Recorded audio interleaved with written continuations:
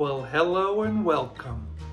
I am ready for another vintage recipe. This is a meal I'm gonna try and it sounds kind of fun. It's this Saturday Night Casserole.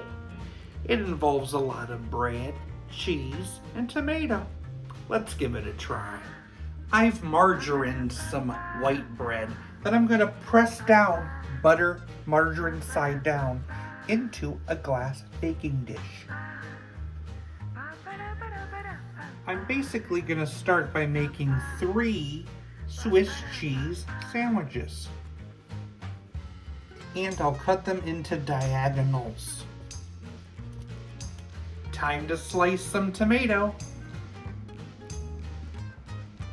Now we're gonna layer sandwiches and tomatoes around the edge, like this.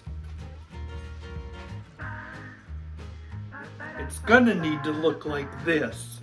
In a bowl, I need 3 eggs, 1½ cups of milk, teaspoon of seasoned salt, sprinkle of pepper, teaspoon of dry mustard, teaspoon of minced dried onion, teaspoon of paprika, teaspoon of Worcestershire sauce. Beat until well combined. Stir in about a cup of shredded cheddar cheese. And pour that mixture over the bread. Now refrigerate it for ½ an hour to let it soak up in all the juice. Now it's done, so we just cook it for about an hour at 325. If you're noticing those tips starting to brown, cover it with foil. Saturday Night Casserole. I'm ready to party. Let's give this dish a try.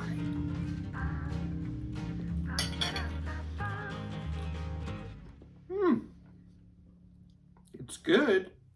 I love that it has cheese in it, so that makes it extra special. It's like a cheese sandwich casserole.